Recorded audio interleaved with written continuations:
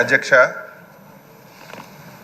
16వ శాసనసభకి శాసనసభాపతిగా, అందులో మా ఉత్తరాంధ్ర జిల్లాల నుంచి 5వ శాసనసభాపతిగా ఎన్నికైనందుకు తెలుగు ప్రజల తరపున, ముఖ్యంగా ఉత్తరాంధ్ర ప్రజల తరపున, తెలుగుదేశం పార్టీ తరపున హృదయపూర్వకంగా మీకు అభినందనలు తెలియజేస్తున్నాను. స్వాతంత్రం వచ్చిన తర్వాత 37 సంవత్సరాలు కొన్ని వర్గాలకే పరిపాలన పరిమితమైనటువంటి సందర్భంలో 1982వ సంవత్సరంలో విశ్వవిఖ్యాత నట సార్వభౌములు నందమూరి తారక రామారావు గారు తెలుగుదేశం పార్టీ స్థాపించారు.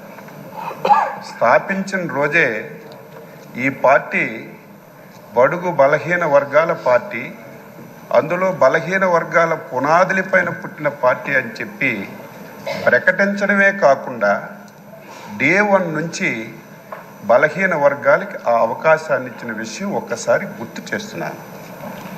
అందులో భాగంగానే బలహీన వర్గాలకు చెందినటువంటి అయ్యన్న పాత్రుడు గారు అతి చిన్న వయసులోనే శాసనసభకి అవకాశం ఇచ్చినటువంటి నాయకుడు ఎన్టీ రామారావు గారు తెలుగుదేశం పార్టీ అని చెప్పి బలహీన వర్గాల వ్యక్తిగా గర్వంగా చెప్పదలుచుకున్నారు. మీరు 42 సంవత్సరాల సుదీర్ఘ రాజకీయ ప్రయాణంలో అనేక పదవులు మీరు చేశారు. కానీ ఒక్కరోజు కూడా ఆ రోజు ఎన్టీ రామారావు గారి మాట కానీ, ఈరోజు చంద్రబాబు నాయుడు గారి మాట కానీ జవదాటకుండా పార్టీ ఏ ఆదేశాలు ఇచ్చినా, పార్టీ ఏ అవకాశం ఇచ్చినా దానిని సద్వినియోగం చేసుకొని మీరు పాలన అందించారు తప్ప ఇంకొకటి లేదు అని చెప్పి మీకు తెలియజేస్తున్నాను. 7 సార్లు ఎమ్మెల్యేగా గెలిచారు, 4 సార్లు మంత్రిగా చేశారు. అందులో ఇంకొక విషయాన్ని శాసనసభకు చెప్పాలి. పార్టీ ఆదేశం ప్రతి ఒక్కరికి శిరస వహించాలనేది నా అభిప్రాయం. 1996లో నాకు బాగా గుర్తు, అప్పుడే నేను ఇంకా ఎమ్మెల్యే కాలేదు. మన నాయకుడు చంద్రబాబు నాయుడు గారు ముఖ్యమంత్రిగా బాధ్యతలు స్వీకరించిన తర్వాత మొట్టమొదటిసారి పార్లమెంట్కి ఎన్నికలు వచ్చాయి. ఆ సమయంలో తమరు మంత్రిగా ఉన్నారు. ఆ రోజు అధ్యక్షులుగా, ముఖ్యమంత్రిగా చాలామంది మంత్రులకి మీరు ఎంపీలుగా పోటీ చేయండి అని రిక్వెస్ట్ చేస్తే చాలామంది దాన్ని ఒప్పుకోలేదు, మంత్రి పదవి వదిలి వెళ్ళడానికి.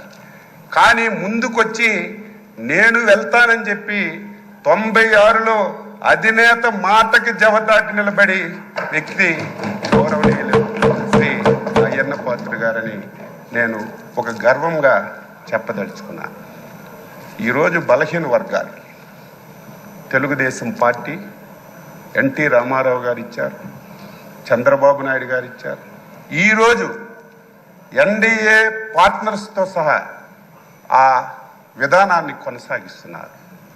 ఈరోజు మీకు శాసనసభాపతిగా ఎన్నుకోవడం ఇది ఒక చరిత్ర. ఈరోజు నిన్నటి వరకు ఓట్ల గురించి, రాజకీయం గురించి, నా ఎస్సీలు, నా బీసీలు, నా మైనారిటీలు అని ఓకదంపుడు ఉపన్యాసాలు ఇచ్చినటువంటి కొన్ని పార్టీలు, కొంతమంది వ్యక్తులు ఆ పార్టీ పేరు చెప్తే మనకే నష్టం, ఆ వ్యక్తుల పేర్లు చెప్తే మనకే నష్టం.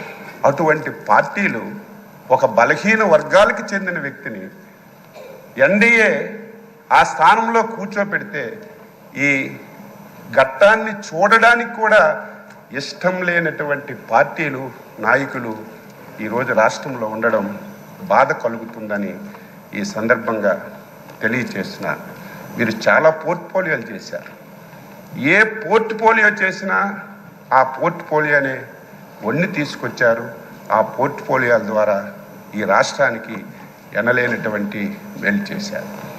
గత శాసనసభ ఇప్పుడే మా అధ్యక్షులు వారు పవన్ కళ్యాణ్ గారు, లోకేష్ బాబు గారు అందరూ చెప్పారు, ఆంధ్రప్రదేశ్ చరిత్రలో 2019-24 శాసనసభ ఒక దుర్మార్గమైనటువంటి సభ. ఆ సభలో నేను కూడా సభ్యుడిగా ఉన్నాను. 23 మంది ఎమ్మెల్యేలు మాట్లాడడానికి అవకాశం లేదు, మా వైపు చూడలేదు. చూడకపోయినా మా స్థానాల్లో మేము గౌరవంగా కూర్చున్నా సరే మొత్తం మా దగ్గరికి వచ్చి తల్లిదండ్రుల్ని, కుటుంబాలని, పర్సనాలిటీని, వ్యక్తులని బండబూతులు తిట్టి ఈ సభలోకి ఎందుకు వచ్చాం? రాని వాళ్ళే అదృష్టవంతులని బాధపడినటువంటి రోజులు, చెవుట్లో కాటన్ పెట్టుకొని వినలేనటువంటి రోజులు గత శాసనసభలో మేము ప్రత్యక్షంగా చూసాం అధ్యక్ష. ఈరోజు తెలంగాణ ఉద్యమం అద్భుతంగా జరిగింది, కానీ ఎప్పుడు శాసనసభ్యుల మీద భౌతిక దాడులు ఎప్పుడూ జరగలేదు. కానీ గత శాసనసభలో ఒక దళిత శాసనసభ్యుడైనటువంటి ప్రస్తుత మా మంత్రి గారైనటువంటి బాల వీరాంజనేయ స్వామిని సభాపతి స్థానం దగ్గరికి వచ్చి ఆయన పైన భౌతికంగా దాడి చేస్తే ఎంత ఆవేదన చెందాం, ఎంత బాధ చెందాం. ఆంధ్రప్రదేశ్ రాష్ట్రానికి, దేశానికి ఒక రోల్ మోడల్. ఇటువంటి ఆంధ్రప్రదేశ్ శాసనసభలో ఇటువంటి సంఘటనలు జరగడం, అది మా కళ్ళతో మేము చూడడం చాలా బాధ, ఆవేదన కలిగింది.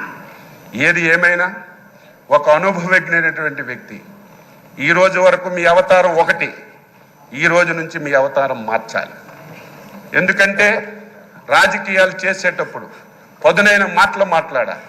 ప్రతి ఒక్కరు విమర్శించేటప్పుడు వారికి సమాధానం చెప్పాలి. కానీ ఈ రోజు నుంచి మీరు శాసన సభాపతి. నా కోరిక, నా ఆశయం బలహీన వర్గాల తరపున మీకు కోరుతున్నాను. ఈ సభ 2024-29 శాసనసభ మా బలహీన వర్గాలకు చెందినటువంటి చింతకాయల అయ్యన్న పాత్రుడు గారి నాయకత్వంలో ఒక దేశానికి ఒక రోల్ మోడల్ గా ఈ సభ ఉండాలి. ఇది ప్రతి ఒక్కరూ చెప్పుకునే విధంగా మనందరం కూడా ప్రవర్తించాలి.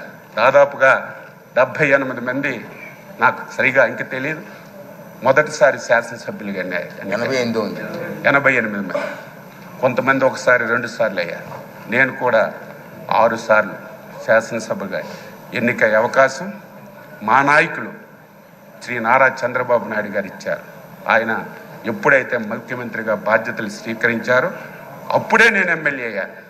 నేను కూడా సభ్యులందరికీ కోరుతున్నాను, ఎవరమైనా సరే కొంతమంది వ్యక్తుల పేర్లు ఈ శాసనసభలో వినడానికి వీలు లేదు, పార్టీల పేర్లు ఎక్కర్లేదు.